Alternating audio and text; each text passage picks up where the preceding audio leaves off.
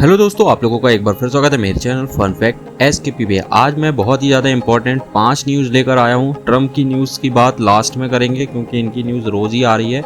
आज हम सबसे पहले इंपॉर्टेंट बात करेंगे जम्मू एंड कश्मीर के पुंछ से आई एक खबर के बारे में, जहां सीज फायर वायलेशन की अफवाह ने हवा पकड़ी थी। इंडियन आर्मी ने अब इसे अपना ऑफिशियल स्टेटमेंट दे दिया है, तो जानते हैं क्या है पूरी सच्चाई। 5 अगस्त 2025 को मीडिया रिपोर्ट्स में दावा किया गया कि पाकिस्तान आर्मी ने पुंछ के मानकोट सेक्टर में लाइन ऑफ कंट्रोल पर फायरिंग की और इंडियन आर्मी ने इसका जवाब दिया है। बाकायदा टाइम भी बताया, 7:45 बजे 7:45 रात में।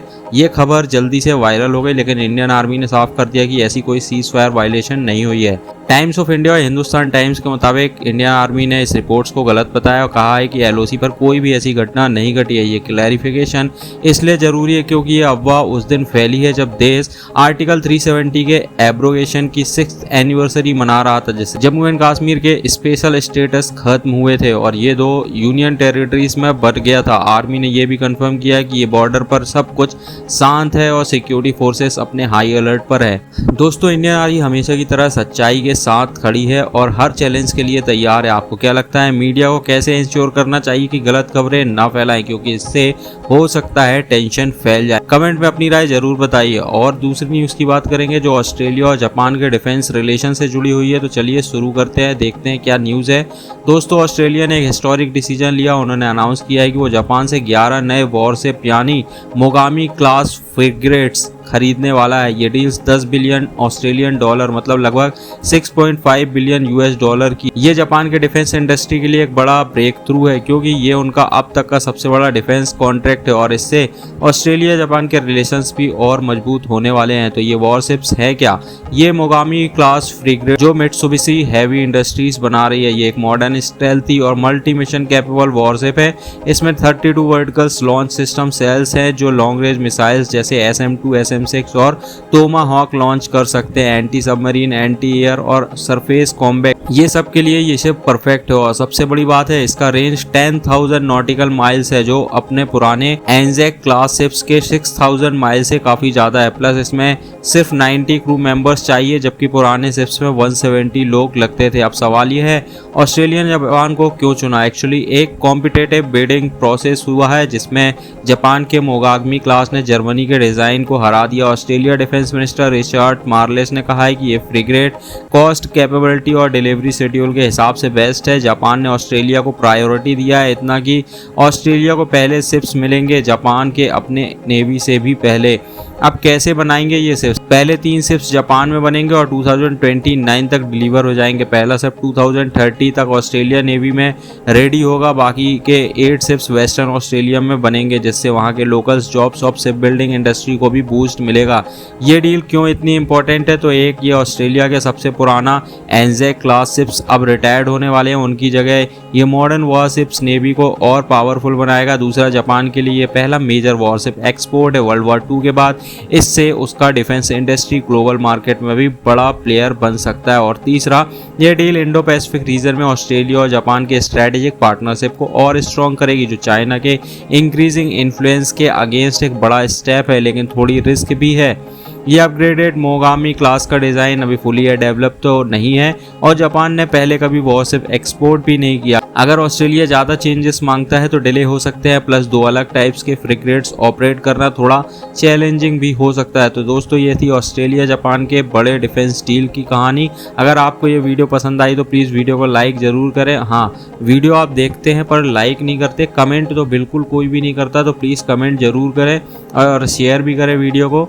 तीसरी न्यूज़ की बात करेंगे तो 5 अगस्त 2025 बहुत ही बड़ी दुखद खबर इंडिया के लिए आई थी। उत्तरकाशी उत्तराखंड के धारावली टाउन में एक बहुत बड़ा क्लाउड बस्ट हो गया है जिसे बादल फटना भी बोलते हैं, जिससे खीरगंगा रिवर में फ्लैश फ्लड आ गया था। ये टाउन 8,600 फीट से ज़्यादा ऊंचाई पर है और इस डिजास्टर से होटल्स और घर बह गए थे। कम से कम 4 लोगों की मौत तुरंत हो चुकी थी और 50 से ज़्यादा लोग अभी भी लापता है, जिसमें लोअर हल सील्स के आर्मी आर्मी कैंप से 8 सोल्जर्स भी शामिल है। एक और क्लाउड बस्ट सूखी टॉप में भी हुआ है, जो एक टूरिस्ट स्पॉट है, जिससे सिचुएशन और भी ज़्यादा ख़राब हो गई है।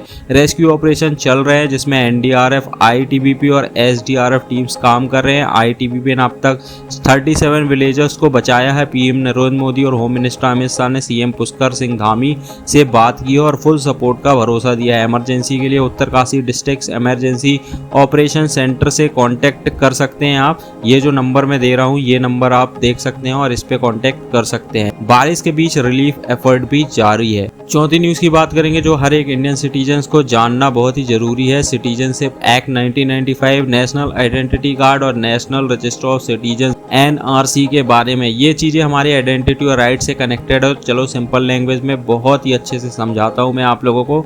उससे पहले अगर वीडियो देख रहे हैं, लाइक नहीं कर रहे हैं तो लाइक कर ले, चैनल को सब्सक्राइब करें, वीडियो को शेयर करें, बेल आइकन को भी दबा लें।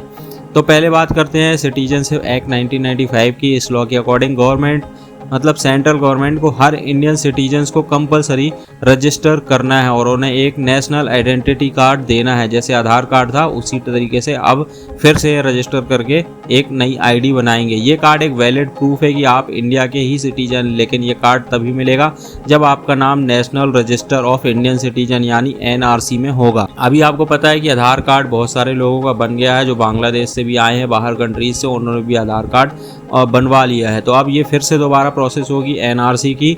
जो इसमें क्या होगा, एनआरसी एक ऐसा रजिस्टर है जिसमें इंडिया के सारे सिटीजन्स की डिटेल होगी। अभी तक सिर्फ आसाम में एनआरसी का काम हुआ है। 2019 में आसाम में एक ड्राफ्ट एनआरसी आया था जिसमें 3.29 करोड़ लोग ने अप्लाई किया था, लेकिन 19 लाख लोग इसमें इंक्लूड नहीं हुए थे। ये ड्राफ्ट अभी फाइनल नहीं हुआ क्योंकि असम गवर्नमेंट ने इसे चैलेंज किया है। तो अभी तक असम के अलावा किसी और स्टेट में एनआरसी नहीं बना है। एनआरसी बनाने के लिए पहला स्टेप होता है नेशनल पॉपुलेशन रजिस्टर यानी एनपीआर। ये एक डेटाबेस है जिसमें इंडिया के रेसिडेंट्स की डिटेल होती हैं। एनपीआर पहली बार 2010 में बना था और 2011 के सेंसस के साथ डेटा कलेक्ट किया गया था। इसमें 119 करोड़ लोगों का डेटा है और इसमें 2015-16 में अपडेट किया गया था, लेकिन अब 2027 के सेंसस के लिए एनपीआर अपडेट करने का कोई प्लान नहीं है। तो एनआरसी का काम भी अभी रुक गया है। 2019-20 में सिटीजनशिप अमेंडमेंट एक्ट सीएए और एनआरसी के अगेंस्ट पूरे देश में प्रोटेस्ट हुए थे। इसमें 83 लोगों की जान भी चली गई थी। उसके बाद गवर्नमेंट ने कहा कि अभी नेशनल लेवल पर एनआरसी बनाने का कोई प्लान हम नहीं कर रहे हैं। इंटरेस्टिंग बात यह है कि बीजेपी ने अपने 2019 इलेक्शन मैनिफेस्टो में एनआरसी को एक बड़ा प्रॉमिस बताया था, लेकिन 2024 के मैनिफेस्टो में इसका जिक्र भी नहीं किया था। आम लोगों के लिए क्या ज़रूरी है, तो ये सबसे पहले जानना ज़रूरी है कि ये डायरेक्टली हमारे आइडेंटिटी और राइट से जुड़ा हुआ है। अगर आप इंडियन सिटीजन्स हैं तो आपका नाम एनआरसी में ज़रूर होना चाहिए। उसके बाद ही आपको नेशनल आइडेंटिटी कार्ड मिल सकता है। ये कार्ड आपके लिए एक स्ट्रॉन्ग प्रूफ होगा, लेकिन अब एनआरसी का काम सिर्फ असम में ही हुआ है और नेशनल लेवल्स पर कब होगा ये क्लियर नहीं है, इसलिए अवेयर रहना बहुत ही ज़रूरी है। तो दोस्तों, ये था एक quick overview citizen act, NRC और नेशनल आइडेंटिटी कार्ड के बारे में। अगर आपको इसके बारे में और जानना हो तो गवर्नमेंट को ऑफिशियल वेबसाइट पे चेक कर सकते हैं या अपने लोकल अथॉरिटी से भी बात कर सकते हैं। अपना आइडेंटिटी प्रूफ सेफ रखो और अपने राइट्स के बारे में हमेशा अपडेट रहो। अब लास्ट में 5th न्यूज़ में आपको बताने वाला हूँ, बहुत ही मसालेदार ही बोलूँगा क्योंकि रोज़ रोज़ सेम न्यूज़ मिल रही है लेकिन हो कुछ नहीं रहा है। तो बात है यूएस प्रेसिडेंट डोनाल्ड ट्रंप की। एक बार फिर से अपना ड्रामा शुरू कर दिया। पहले चाइना के पीछे पड़े थे रोज, अब इंडिया के पीछे वैसे ही पड़ गए हैं क्योंकि इनको लगता है इंडिया रसिया से ऑयल खरीद रहा है और इस बात से ट्रंप इतना पागल हो गया है कि वो इंडिया के गुड्स पर टैरिफ बढ़ाने की बात रोज कर रहा है। वो भी तुरंत कर रहा है, लेकिन अभी तक कुछ भी नहीं बढ़ा है। तो चलो इस न्यूज़ को समझते हैं और देखते हैं कि क्या तमाशा चल रहा है। तो दोस्तों, बात यह है कि 5 अगस्त 2025 को, इसके पहले जो वीडियो बनाया था उसमें आधी बात मैंने बता दिया था, लेकिन आज की बात न्यू निकल के आ रही है। ये ट्रंप ने CNBC के एक इंटरव्यू में कहा है कि India not a good trading partner. क्योंकि भाई मोदी है वो गुजरात का आदमी है। गुजराती जितने होते हैं वो व्यापारी आदमी होते हैं, उनको पता है कि व्यापार कैसे करना। इसलिए क्योंकि इंडिया यूएस के साथ ढेर सारा बिजनेस करता है, लेकिन यूएस इंडिया के साथ ढेर सारा बिजनेस नहीं करता है। और उनका एक और इशू है, इंडिया के टैरिफ्स दुनिया में सबसे ज़्यादा हैं उनके हिसाब से। लेकिन असली वजह यह है कि इंडिया रसिया से ऑयल खरीद रहा है और ट्रम्प को लगता है कि इससे रशिया यूक्रेन वॉर को फ्यूल मिल रहा है। इससे उन्होंने कहा है कि अगले 24 घंटे में इंडिया के गुड्स पर टैरिफ बहुत ज़्यादा बढ़ा देंगे। वाह भाई, ये तो सीधे धमकी है। 1 अगस्त को ट्रंप ने एक एग्जीक्यूटिव ऑर्डर भी साइन किया जिसमें इंडिया के गुड्स पर 25% टैरिफ लगा दिया गया है और अब ये और बढ़ाने की बात कर रहे हैं क्योंकि इंडिया रशियन ऑयल खरीद रहा है। ट्रंप ने ये भी कहा है कि इंडिया और रशिया के डेड इकोनॉमी साथ में डूब जाएंगे। तो भाई इंडिया तो world fastest growing major economy है। ये पता नहीं कहाँ से डेटा निकाल के इस तरीके की बातें कर रहे हैं। अब इंडिया भी कहाँ चुप रहने वाला था। 4 अगस्त को उन्होंने पहले ही जो हमारे ministry of external affairs MEA है उन्होंने एक स्टेटमेंट दिया और डायरेक्टली US और EU को सीधा जवाब दिया। MEA ने कहा है कि इंडिया को रशिया ऑयल खरीदने के लिए टारगेट किया जा रहा है अनजस्टिफाइड और अनरीजनेबल क्योंकि US और EU खुद भी रशिया के साथ ट्रेड कर रहे हैं और US रशिया से यूरेनियम और पैलेडिनियम इंपोर्ट करता है। वाह भाई, देख लो, US रशिया से यूरेनियम और पैलेडियम इंपोर्ट करता है और EU फर्टिलाइजर, केमिकल और मशीनरीज लेती है। लेकिन जब इंडिया ऑयल खरीदता है तो इनको बड़ी प्रॉब्लम कुछ और है भाई। अंदर की बात कुछ और है, प्रॉब्लम कुछ और है। दिखाया जा रहा है रशिया ऑयल लेकिन अंदर कुछ और चल रहा है। चल ये रहा है कि ट्रंप ये समझ रहा है कि इंडिया उसके जैसे पाकिस्तान उसकी चाट रहा है वैसे इंडिया भी उसकी चाटे। एमी ने ये भी कहा है कि इंडिया अपने नेशन इंटरेस्ट और इकोनॉमिक सिक्योरिटी के लिए जो जरूरी होगा करेगा। मतलब इंडिया अपना स्टैंस नहीं बदलेगा और ये बात सही भी है। इंडिया को रशिया ऑयल खरीदना, ग्लोबल एनर्जी प्राइस को स्टेबल रखना बहुत ही जरूरी है वरना पेट्रोल डीजल के दाम और भी बढ़ जाएंगे। तो अब इंडिया क्या करेगा? इंडिया कर रहा है ट्रंप के टैरिफ्स और EU के सैंक्शन के बावजूद इंडिया अपना गेम स्ट्रॉन्ग रखेगा। एक्सपर्ट्स के मुताबिक इंडिया ये स्टेप ले सकता है। क्या कर सकता है India? ASEANs Gulf corporation of council, Australia और न्यूजीलैंड के साथ ट्रेड डील्स जल्दी फाइनलाइज कर सकता है। इससे US और EU पर डिपेंडेंसी कम होगी। इंडिया ईरान और वेनेजुएला से ऑयल इंपोर्ट रीस्टार्ट कर सकता है। ये सस्ता पड़ेगा लेकिन इससे और सैंक्शन का भी रिस्क बढ़ सकता है। इंडिया इस साल क्वाड समिट होस्ट करने वाला है। ये एक चांस है US के साथ रिलेशन को बैलेंस करने का, लेकिन ट्रंप के मूड स्विंग के साथ ये थोड़ा ट्रिकी